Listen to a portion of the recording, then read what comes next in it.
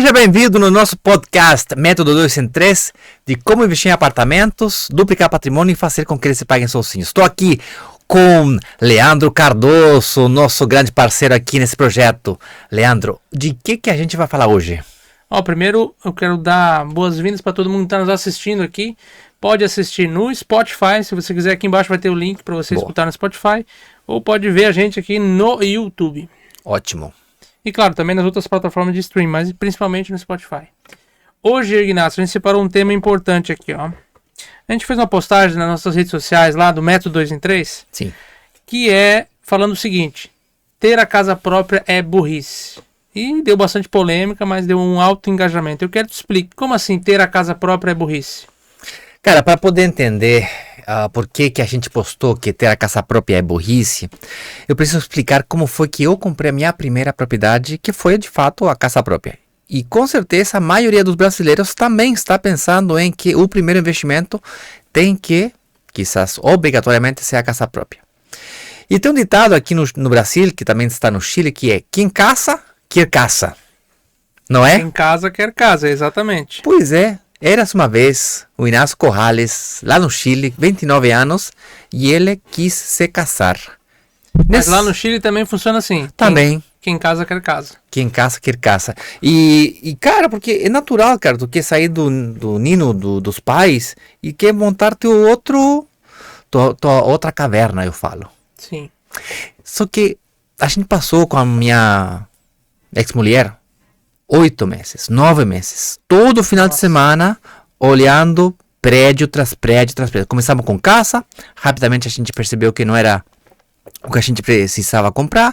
Começamos com apartamentos de 2 dormitórios, terminamos comprando um apartamento de 4 dormitórios, no momento que a gente só precisava 2, perto da rede de contatos. Perdimos quase um ano de pesquisa e adivinha? Não sei, agora eu tô em dúvida, porque se é burrice, por que você comprou? Não, eu vou te explicar, só que calma aí, não seja ansioso. Tá, não. Então vamos lá, e aí? Cara, o apartamento que a gente acabou gostando, quando a gente começou com o apartamento era pequenininho, cara. Só que aí tu quer adicionar a churrasqueira, a terraça, a grama e quer adicionar várias coisas. Finalmente a gente se apaixonou, porque essa aqui é a palavra, cara. Se apaixonou por um apartamento e nos vinculamos emocionalmente com aquele apartamento. Longa história comprida, não conseguia comprar aquele apartamento. Estava acima do meu orçamento. Tá. Falei com meu pai, fizemos um investimento em conjunto, acabei comprando a casa que eu queria. Se ele estava acima do seu patrimônio do momento que você queria, sabe, acima das suas condições, eu imagino que provavelmente naquela época, faz bastante tempo já, quanto tempo faz isso? Quase 20 anos já. Quase 20 anos. Você não tinha um patrimônio muito grande. Não tinha nada de patrimônio. Não tinha nada de patrimônio. Tá bom, entendi. Só para contextualizar. Então você era novo, não tinha nada de patrimônio e comprou algo acima do que você teria condições de pagar. Porque era o que eu queria, o que eu gostava, Uma o meu decisão desejo. emocional. Muito emocional. Eu quero a minha casa. Isso, Sim. onde que a gente vai criar os filhos, um teto aonde morrer. Tá. Aquelas frases todas, perto da rede de contatos, né? Qualquer coisa, tô aqui perto da minha mãe. E de fato não conseguia comprar, porque a gente acabou comprando no valor metro quadrado mais caro de Santiago do Chile. Tava pronto já. É um bairro muito consolidado. Mas eu digo, o apartamento já estava pronto. Não, o apartamento estava em obra. Estava em obra. Tá? E aí a corretora que me atendeu, a vendedora que me atendeu no momento, me ofereceu uma grande oferta. 3 parcelas. Como assim 3? Essa aqui que era a grande oferta. Normalmente é pagamento entrada à vista. E a entrada ela ofereceu em 3 parcelas. A entrada me ofereceu em 3 parcelas. Só que daí a gente negociou e conseguimos, depois de falar com o gerente, da diretoria, das diretorias, finalmente conseguimos 10 parcelas. Eram parcelas quase impossíveis de pagar. Mas com a ajuda do meu pai, minha família me ajudou, meu pai podia financiar ou podia pagar, me fez de avalista. Não sei se existe essa palavra no Brasil. Avalista, sim. Sim? Tá, e ele me patrocinou, vamos falar assim, e conseguimos investir naquele apartamento.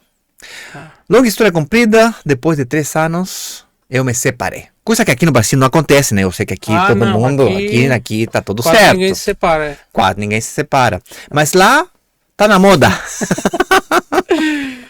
Eu me separei. Quando me separei, eu tive uma grande ideia. Logo de negociar uma pensão de alimentos bem deliciosa, eu disse para minha ex-mulher, olha, o apartamento, né, foi a minha família que comprou, etc e tal, a gente negociou. Tá. E a minha ideia foi muito simples. Bom, eu vou pagar a prestação com o valor do aluguel.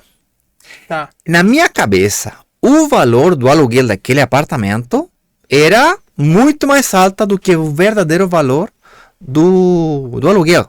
Tá. Porque eu tinha um vínculo emocional tão grande com o apartamento que eu achava que eu tinha um Taj Mahal dos apartamentos. Ia conseguir alugar por um valor absurdo. Absurdo. Tipo assim, Tá. lá, isso aqui vai alugar por um... Dinheiro, por um caminhão de dinheiro. Na real, o caminhão de dinheiro, quem tinha que pagar era eu para o banco. O valor do aluguel não dava nem 60% do valor da prestação. Nem a metade, mais ou menos a Um metade. pouquinho mais da metade. Tá. Então, aí que fiquei um problema grave. Eu não conseguia pagar a pensão de alimentos e ainda pagar a diferença entre a prestação e o aluguel. Tá. Por isso que foi uma burrice, então. Foi uma burrice porque fiquei Você começou a ficar com o dinheiro travado agora, você tinha que pagar pensão, tinha que pagar... Independente se a pessoa se separar ou não, o apartamento... O primeiro apartamento, sem a pessoa ter patrimônio, ela se engessa muito, né? E acabei comprando, como eu te disse no início, um apartamento que estava muito acima das minhas capacidades, só porque eu queria. Foi muito emocional. E não, acontece muito isso. As decisões de investimento imobiliário, especialmente se a gente está pretendendo que eles se paguem sozinhos, tem que ser muito frios, muito calculados. E um detalhe, não falei aqui, mas é bom profundizar. Sim. Naquela época, eu não tinha suficiente dinheiro para pagar a entrada à vista. Quem me ajudou foi meu pai. Uhum. Essas parcelas, eu paguei uma parte, na outra pagou meu pai. Com o dinheiro que eu paguei, somado ao dinheiro que meu pai pagou, eu poderia ter comprado 2 ou quizás 3 apartamentos de investimento. Apartamentos compactos. Pequenos, menores, mais baratos. Compactos. Sim. Aqueles clássicos compactos. Por exemplo, em São Paulo, tem uns apartamentos compactos que o valor do aluguel é muito maior do que o valor da prestação quando Sim. você investe de forma certa. Eu não tenho casa própria, eu moro de aluguel, mas também. eu tenho mais de 10 apartamentos comprados. Então, assim, por quê? E tá se Porque, sentindo ruim? logicamente, é muito mais vantajoso. O meu apartamento, se eu comprar hoje, eu vou ter que desembolsar uma grana muito alta, Descapitaliza. ou eu vou ter que financiar também, vou pagar uma parcela muito alta comparado ao meu aluguel. Porque o Ótimo. meu aluguel é muito baixo. Eu peguei antes da pandemia, ali naquela época, então tá muito barato. E o meu aluguel equivale a 0,3% do valor do imóvel. Então, quer dizer, se eu pegar o dinheiro do imóvel e deixar no banco, eu já ganho 1% ao mês. Ah, mas o imóvel valoriza. Valoriza, mas o meu imóvel, depois de pronto, deixa eu falar a verdade para quem tá aqui, né? O imóvel, depois de pronto, ele não valoriza mais, ele corrige a inflação. Dificilmente, exceto em algumas regiões, quando tem um boom de valorização, né? Claro, você tem um apartamento e daqui a pouco surgiu o aeroporto do lado, aí ele vai valorizar. Mas um imóvel depois de pronto, depois de 5 anos que já está pronto, ele já está meio consolidado. Começa a se consolidar. A região onde ele foi construído começa a se consolidar. Isso. Então ele valoriza muito mais na planta, nos primeiros anos talvez, mas se a região já está consolidada, dificilmente. Então de dentro para fora ele não vai se valorizar mais. Ele vai valorizar se tiver alguma coisa que aconteça no bairro muito... surgiu um aeroporto chegou novo, um metrô, um aeroporto hospital, novo, alguma coisa assim muito... uma estrada nova. Mas dificilmente vai acontecer isso. Normalmente ele vai corrigir a inflação. A média do Brasil é 5% de correção ao ano, os imóveis. Eventualmente, em algumas capitais você consegue 7, 8% de valorização ali, de correção. E dependendo de alguns bairros em São Paulo, por exemplo, a gente já achou 10, 12%. Só que se está na planta, melhor ainda, né? Claro. Então, hoje a minha tese de investimento é evitando essa burrice da casa própria, porque eu não quero ficar preso. Essa pessoa, ela se casou, ela pode se separar eventualmente. Ela às vezes pode ter 1 ou 2 filhos e precisar ir para um apartamento maior, ou ela pode ter que vender o apartamento e fica presa naquele apartamento. Ela pode pegar uma condição, às vezes, de financiamento ruim, que deixa ela muito engessada. Correto. ela pode querer mudar de emprego e estar numa região ruim, não poder ficar longe de outro trabalho, uma oportunidade de ganhar mais. Fica, porque, não, que minha casa tá aqui, então não vou aproveitar aquele emprego que tá do outro lado da cidade. Agora, Ignácio, isso quer dizer, se comprar casa própria é burrice? Não, isso quer dizer que eu não devo comprar um imóvel? Devo viver sempre de aluguel, eu não devo comprar imóvel? Não necessariamente, cara, porque se você assume sua condição de que é uma vontade sua, então é como se aquele cara que compra um Ferrari não tem dinheiro para botar gasolina. É burrice? Não depende. Se ele quer, tá tudo bem. Aqui na terra do Senhor tem de tudo. E a gente tem que saber aceitar. Sim. Agora, se você quer investir em apartamentos e está pretendendo que ele se pague sozinho, enquanto você compra sua casa própria, ela não se paga sozinha. Você que paga. O único jeito de você fazer que um apartamento se pague sozinho é com rendas dos imóveis e com financiamento. Se você não faz financiamento daquele imóvel, você que pagou. Então, quer dizer, é burrice comprar casa própria e quando eu quero, de fato, gerar uma renda passiva e construir minha aposentadoria e uma liberdade financeira, isso não quer dizer que eu devo ficar só no aluguel. Eu deveria comprar o meu imóvel? Se tu quer ter teu imóvel, tu pode utilizar o veículo do investimento imobiliário para construir um patrimônio suficiente para você comprar sua casa própria, agora sim, à vista, sem ficar endividado por 20 ou 30 anos. Logo disso, se você quiser fazer um financiamento para liberar seu patrimônio e ficar mais líquido, tá tudo bem. De fato, o financiamento é o dinheiro mais barato que existe. Então, às vezes tem muitas pessoas, investidores mais avançados, que têm uma capacidade de mexer com seu dinheiro de melhor forma, não gostam nem de ter casa própria, e aqueles que têm casa própria, com certeza têm elas financiadas, mesmo podendo comprar elas à vista. Por que você diz que o financiamento é o dinheiro mais barato que existe? Não tem um consórcio também? Bom, financiamento de consórcio é um tipo de financiamento. É mais barato porque só paga taxas administrativas. Só que tem que ter muito cuidado com o consórcio, porque se você não for contemplado, o tempo que tu demora em ser contemplado é um tempo que você poderia ter aproveitando aquela valorização daqueles imóveis que você comprou na planta. Tem gente que fica anos esperando ser contemplados. 8 anos. De fato, a média é 8, 10 anos para ser contemplado se você não tem dinheiro para fazer lances. Se você tiver o dinheiro para fazer lances e ainda comprar uma carta contemplada com lance embutido, talvez ali sim seja um bom jeito de você aumentar seu patrimônio. Se você não tem dinheiro, que é o 90% dos brasileiros, mesmo com rendas medianas a altas, 10 mil reais para cima, não consegue fazer poupanças, então o consórcio passa a ser uma armadilha mais do que um benefício. Armadilha. Olha só que forte. O consórcio vira uma armadilha. Pode facilmente virar armadilha se você não sabe utilizar ele. E principalmente porque ele pode demorar muito tempo para você. Se você não tem o lance para dar, e se você quer comprar algum imóvel, por exemplo, você esperar 3, 4, 5, 6 anos.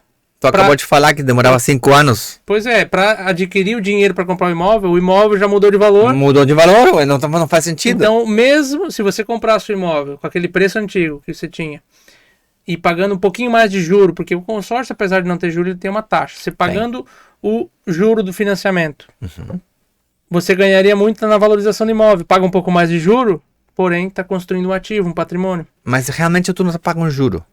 Quem está pagando o juro é o próprio ativo imobiliário. É como no caso de pegar o apartamento e deixar para alugar. Correto. É como se você comprasse um trator. Eu comprei um trator. Contratei o tratorista, fez um financiamento para comprar o trator, contratei uma outra pessoa para vender para os fazendeiros contratar meu trator. Tá. O trator trabalhou um ano todo. No final do ano, está se pagando o dinheiro, pagou as prestações, pagou os funcionários. Só que no final do ano, o trator vale mais caro ou mais barato do valor que eu comprei? Sim, o trator vai manter no valor, mas tu tá ganhando dinheiro com ele. Talvez, a maioria dos ativos fixos como carros, eles se depreciam no tempo. Depreciam. Tu comprou novo, tirou da loja, um carro, por exemplo, tirou da loja, Sim. Um trator, não, acontece a mesma coisa. Com o tempo vai se desvalorizando. O apartamento, no carro. Aí que é uma vantagem, né? Agora é interessante, porque o apartamento...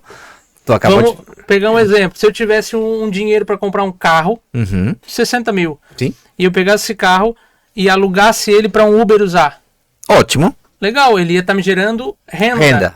No entanto, o meu ativo estaria desvalorizando. Correto. Agora, se eu pegasse esse mesmo dinheiro, desse entrada no apartamento, financiasse o resto, o apartamento também ia me gerar renda. Com essa renda eu pago o financiamento, desde que a gente saiba fazer isso, encontre no lugar certo.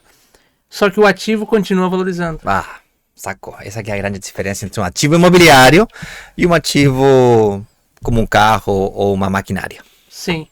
Perfeito. Interessante? Muito interessante. Não que seja... Você ganha dos dois lados. Esse ganho de valorização do imóvel, mesmo que seja pouco, 5, 6, 7% ao ano, depois de pronto, antes de pronto, se você comprar na planta, ele vai valorizar muito mais do que isso. Tem 3 fontes de renda de um investimento imobiliário. Existem 3 fontes de renda quando eu compro um imóvel da maneira certa? 3 fontes de renda quando você compra um imóvel. Qual? Número 1, fluxo de caixa. A diferença entre o valor que você recebe de renda versus o valor da prestação. Esse é o primeiro. A maioria das pessoas só consegue enxergar isso aí. E acha que está fazendo um péssimo negócio porque, na real, fica muito pouco dinheiro. Tá. Segunda fonte de renda. Valorização. Plusvalia. O imóvel está se valorizando. Comprei ele por 300 mil na planta, agora vale 500 mil, 600 mil, 700 mil. E vendo ele depois na frente, ganha dinheiro. Sim. Só que depois dele ser entregue, eu também ganho uma terceira fonte de renda que é mais difícil de enxergar. Ela é denominada pelos financeiros como amortização.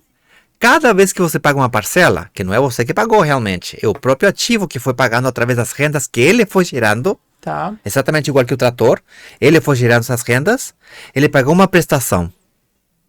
Essa prestação, 1% dessa prestação é juro, e uma outra é...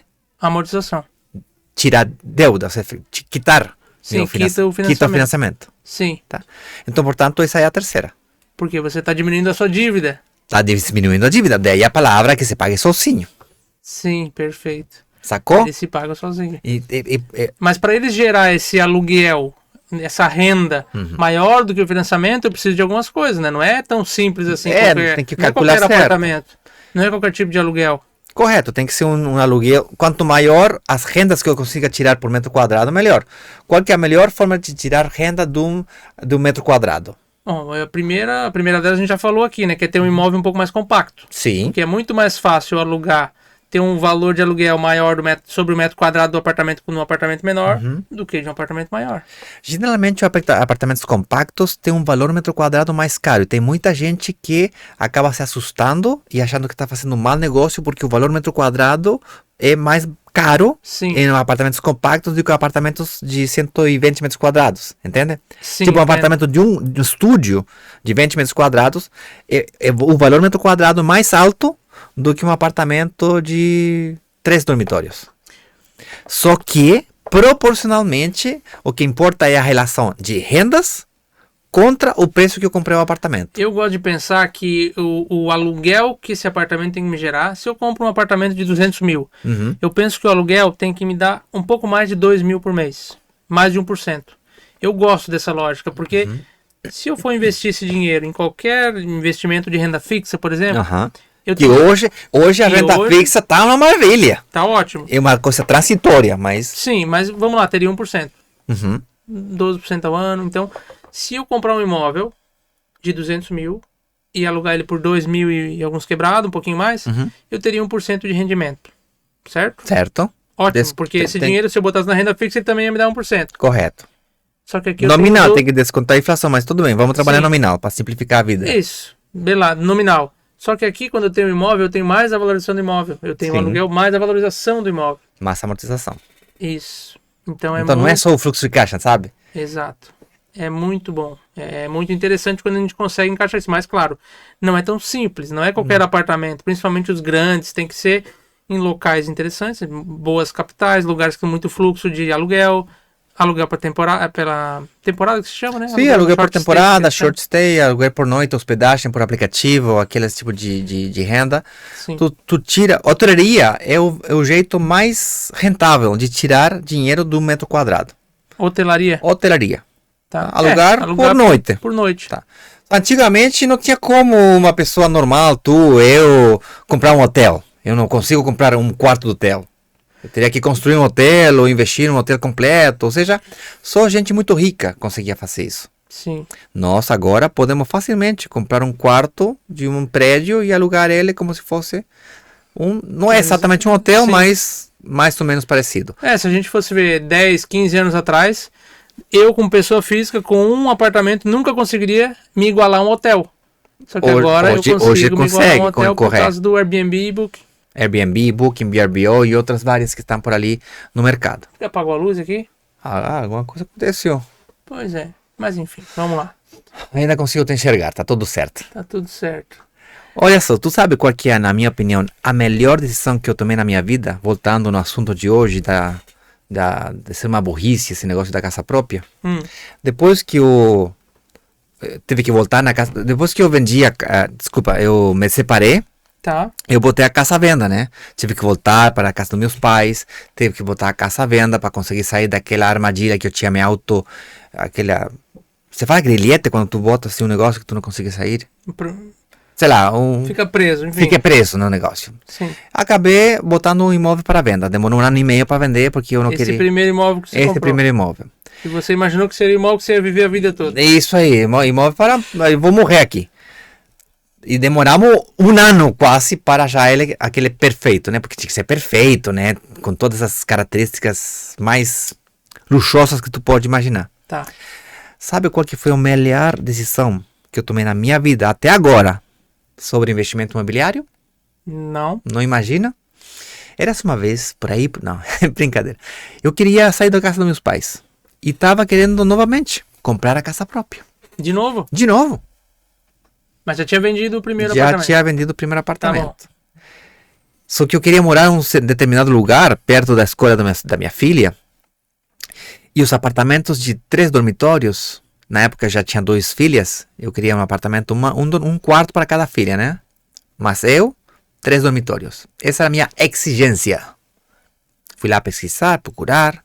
Não queria tirar dinheiro, né, no lixo, perdendo dinheiro, porque botar para alugar é botar dinheiro, né?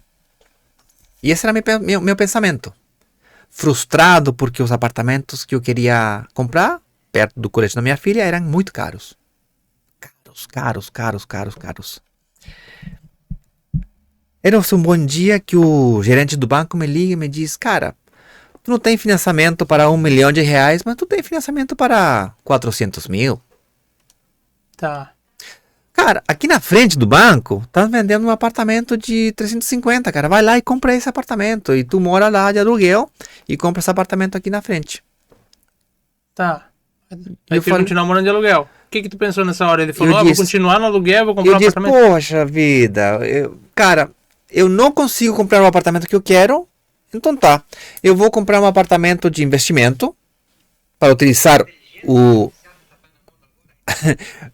eu vou aceitar o teu convite de me endividar para comprar um apartamento de investimento. Sim. Vou deixar ele de aluguel e parte daquele aluguel vai pagar o meu aluguel. E de fato no início meu aluguel era mais alto do que a parcela do aluguel que eu recebia. A parcela do aluguel que eu recebia pagava a prestação e sobrava ainda um pouquinho. E portanto eu meio que compensava. Então na minha cabeça eu pagava um aluguel barato. Por quê? Porque meu aluguel menos o que sobrava da prestação e o aluguel do meu apartamento pequenino. Dizer, você comprou um apartamento, Isto. alugou, Isto. o aluguel pagava o financiamento e ainda sobrava dinheiro. Um pouquinho. Um pouquinho. E Esse pouquinho subsidiava o meu aluguel. Um pedacinho do teu aluguel. Um pedacinho do meu aluguel. Então eu alugava barato. Estava em paz. E eu estava em paz também porque eu não tinha maior capacidade. Eu estava utilizando toda a minha capacidade de financiamento para comprar aquele apartamento menor. Sim. Isso me deixou em paz. Tá. Com o tempo, passaram os anos, e o meu aluguel aumentou, mas não aumentou tanto. Por quê? Porque eu morava em um lugar consolidado. Eu não sei você, mas eu gosto de morar perto de tudo. Tá. Um lugar consolidado. Eu comprei um apartamento mais barato, porque ele estava longe de tudo. Uhum. Só que com os anos, esse apartamento que estava longe de tudo, a cidade cresceu, se desenvolveu. Aquele metrô que não chegava, agora chega. Aquele bairro que era longe, agora está perto. A cidade cresceu, se desenvolveu. E aquele apartamento que custava 400 mil, começou a custar 1,5 milhão. Quanto 1 tempo milhão, depois? 1 milhão e 300. Como é que você soube disso? Como é que foi isso? Essa parte da história é ruim. Não, mas eu quero dizer, quanto tempo levou para ele sair? Você estava acompanhando que ele estava valorizando tanto assim? Ou... Não, eu comprei um apartamento, ele sempre ficou alugado. Chamava muito minha atenção que quando tinha trocou de inquilino, ele não passava um dia e já estava com lista de espera para pessoas morar ali. E cada vez que tinha uma mudança de um inquilino, ele estava a fim de pagar mais caro para morar ali. Tá, e eu falava, aumentar o valor. E eu consegui aumentar o valor. E aumentar o valor. E a cada a parcela do financiamento não aumentava lá. Eu fiz uma juros fixos que chama-se de tarifa price, onde que os juros ficam iguais, a parcela fica igual. Tá exatamente. Bom. Ok. E a tabela de amortização, tu paga mais juros no início do período e paga menos juros no final do período. Essa aqui é a grande sacada do price. Ou seja, o banco se paga mais rápido. Mesmo assim, tu está amortizando, tá? Só para deixar essa parte clara. Uhum. Eu fiquei sabendo dessa grande valorização no ano 2016, quando tu comprou? Eu comprei em 2006, 10 anos depois. 2005. Então. 11, 12 anos depois. Tá bom. Ele demorou, bota 10 anos ali para fechar os números. Tá. Ele demorou 10 anos para quase triplicar o valor dele. Bom. Então, claro, ele teve talvez, eu não sabia, mas talvez ele duplicou o valor dele nos primeiros 5 anos, como tu disse. Só que você não acompanhava ele. Eu não acompanhei. O seu objetivo, vai acompanhar para quê? Você comprou um imóvel que ele está se pagando sozinho. E o mais grave, você deixa ele lá. Você está pagando sozinho e está subsidiando o meu aluguel, que era meu objetivo. Só que eu não enxerguei uma coisa que é muito, muito grave. Eu demorei 12 anos para enxergar isso aqui. Os bancos me chamavam para me oferecer empréstimos. Mais dinheiro. Mais dinheiro. Porque você já estava pagando, estava com... Hoje em dia eu sei por quê. É porque o aluguel daquele apartamento que eu comprei, além de pagar a prestação, sobrava um pouquinho, eu tinha recuperado minha capacidade de financiamento. Você poderia comprar mais um apartamento. Poderia ter comprado um segundo. Me emprestava de novo. Ele me podia ter comprado um segundo, um terceiro, um quarto apartamento no mesmo período, eu não sabia. E olha que eu estudei engenharia comercial, fiz uma especialização em economia, depois fiz um magistrado na Universidade do Chile de finanças. Só que eu sabia que tinha valorização dos imóveis, nunca imaginei que tanto. E sabia que utilizar o dinheiro dos outros era uma boa ideia por causa da depreciação e o equity e toda essa história. Sim. Eu não tinha medo de me endividar. Eu queria me endividar. Sabia que era uma boa ideia trabalhar com o dinheiro dos outros. Tinha estudado isso. O que eu não saquei era que eu tinha recuperado minha capacidade de financiamento. E podia comprar mais apartamentos. E podia ter comprado um segundo. Enquanto tem gente esperando ser contemplado por consórcio 8 anos, 10 anos, nesse período, uma pessoa com menos renda pode comprar o primeiro, compra o segundo, compra o terceiro. E mora aonde quiser. Daí aquela frase, more aonde que tu quiser, investa aonde que seja o melhor negócio para você. É porque daí não comete aquele erro de comprar o imóvel com o emocional. O seu imóvel é racional. Você está comprando porque ele tem você consegue financiar, você consegue pagar a entrada, você consegue alugar ele e o aluguel pagar a sua parcela. Eu comprei um apartamento pequeno, compacto, que nunca... Eu fui criticado pela sociedade muito forte. Como é possível, Inácio, que você compre um apartamento de 1 quarto enquanto você tem 2 filhas, cara? E ainda você paga aluguel. E tu é inconsciente? Tu é burro? E eu, com vergonha, eu parei de falar que tinha apartamento. Nossa. E foi o melhor negócio imobiliário que eu fiz na época. Hoje em dia já tenho vários apartamentos, tu tem 10, eu estou com 6. Esses apartamentos também pagam meu aluguel. Eu moro numa cidade pequena, aluguel é barato, moro onde que eu quero. Se eu quero morar em Floripa, moro em Floripa. Se quero morar em São Paulo, moro em São Paulo. Se quero voltar para o Chile, volto para o Chile. Eu sou livre. Sim. Tem tantas formas de se sentir livre. Tantas formas de se sentir livre. Tem gente que se sente livre financeiramente. Eu acho, e tem um outro detalhe também, né? Porque se sentir livre, eu não digo sentir livre, mas sentir com segurança hoje em dia, é investindo em imóveis, né? Porque deixando o dinheiro, às vezes, no banco, por mais que ele esteja valorizando 12%, 13% ao ano, com o governo que a gente tem, com a incerteza que a gente tem, com o dólar cada vez subindo mais, deixar nosso dinheiro preso em reais no banco é um risco. Por isso que eu deixo grande parte do meu patrimônio também em imóveis, porque é uma segurança muito maior. A terra, ela é segura, né? Você vê na pandemia, né? O dólar subiu, tudo subiu, os terrenos valorizaram muito. Muito. Até carro valorizou, né? Que é uma É. exceção, mas os imóveis valorizaram muito. Por quê? Porque eles corrigem, eles não ficam para trás. É. Isso é muito importante. Então, Interessante. A gente poderia falar muito, mas eu acho que essa transmissão ficou muito boa. E a gente ficou deveria... boa mesmo se o pessoal que estiver assistindo tá compartilhando com alguém. Ah, Então, claro. porque isso aqui é riqueza. Você levou 10 anos, mais de 10 anos Essa- para descobrir isso. Mas, de fato, Mais a de gente 10 estava anos. chantando. Lembra que a gente estava chantando ontem? A gente teve até uma discussão sobre esse assunto de como tu recupera a tua capacidade de financiamento? Sim. Porque, cara, não é tão evidente. Não. Você também não lembrou disso. Você achou que não tinha mais capacidade de pagamento. Eu não sabia. Só que a partir do momento, imagina que você tem uma renda de 10 mil. A partir do momento que você começa a alugar um apartamento compacto numa cidade grande, Sei lá, Curitiba, fala São Paulo. São Paulo, Florianópolis, por 3, 4 mil por mês, Uhum. um apartamento pequeno. Sim. A sua renda subiu de 10 para 14.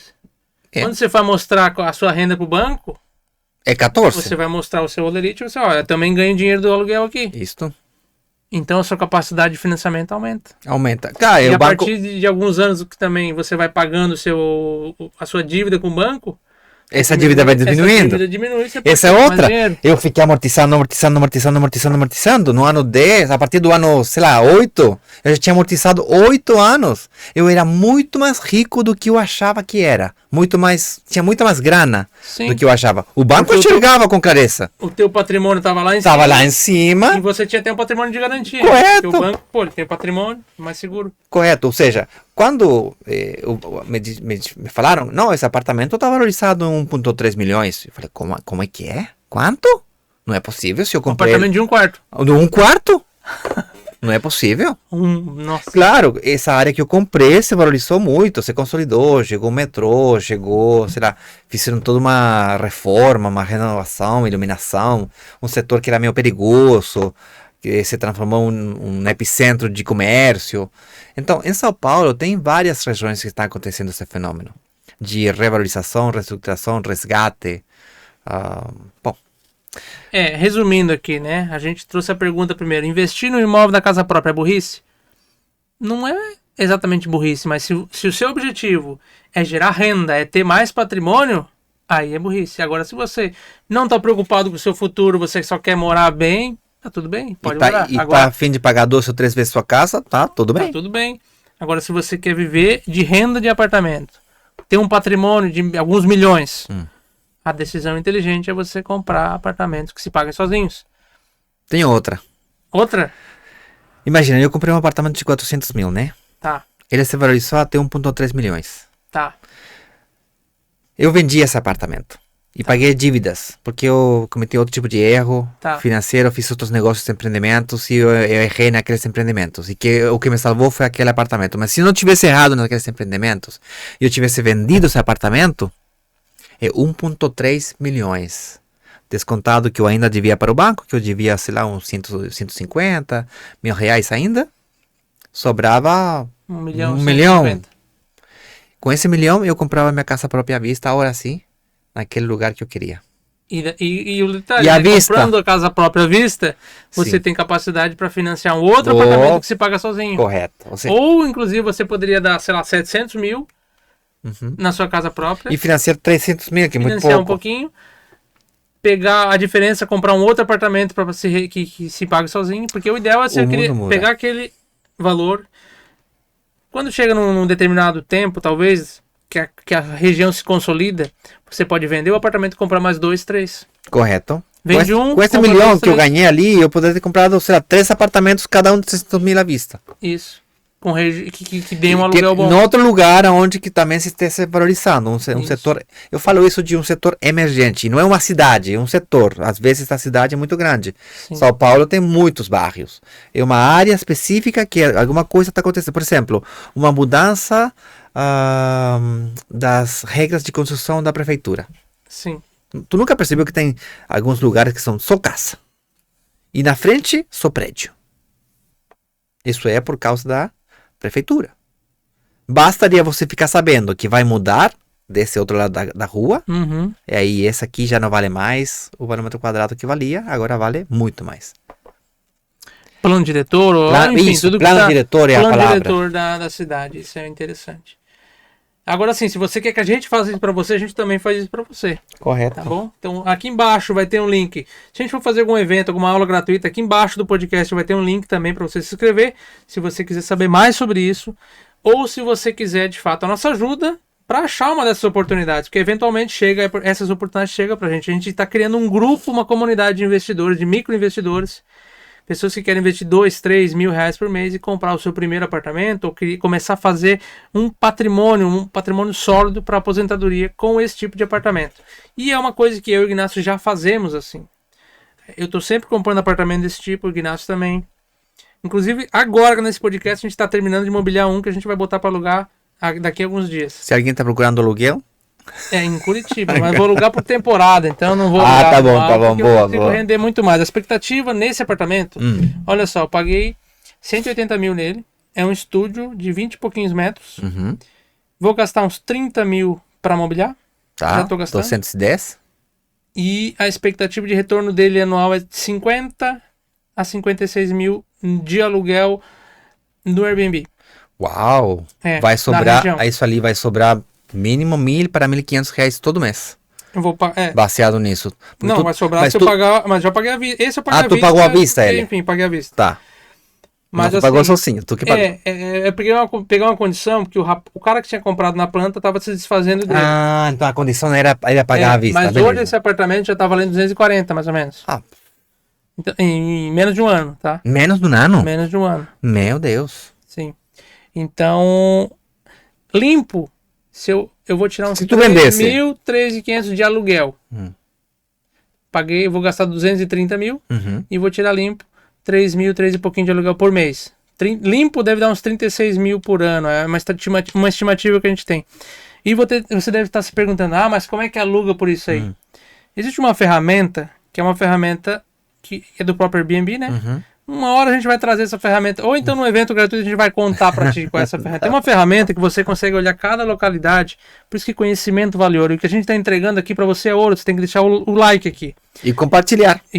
Tem uma ferramenta que a gente consegue ver no mundo todo a taxa de ocupação, qual é o imóvel que tem, se precisa de 1 quarto, 2 quartos, qual é o principal imóvel, a maior taxa de ocupação daquele imóvel ali. Inclusive tem uma curva também, né? No início do aluguel por Airbnb, por exemplo, nos primeiros meses ele é um pouco mais baixo. Até que ele vai ganhando ranking, ele vai ganhando pontuação, ele vai ganhando comentários, ele começa a ter uma vacância muito melhor. Então é o processo, né? Faz parte disso. Mas, enfim. Interessante que você nem mora em Curitiba, vai alugar ele Não mora em Curitiba. O meu cunhado mora lá, eu pedi para ele receber o apartamento. Imagina. Nem vi, não conheço, porque hoje em dia tudo racional, online. Eu tenho que olhar as coisas mais racional. Eu entendo quem é a construtora, tá válido, metro quadrado que eu tô pagando, quanto que ele tem potencial de valorizar e quanto que eu posso alugar. O bairro que ele tá para eu alugar. É isso. Se você quer fazer o mesmo, clica aqui embaixo que a gente pode te ajudar com isso. Eu sou o Leandro Cardoso e encerramos esse podcast com um abraço para você. Ignacio. Eu sou Inácio Corrales e te vejo naqueles eventos. Nos vemos no próximo podcast. No próximo podcast ou no próximo evento gratuito, enfim. Um abraço. Tchau, tchau.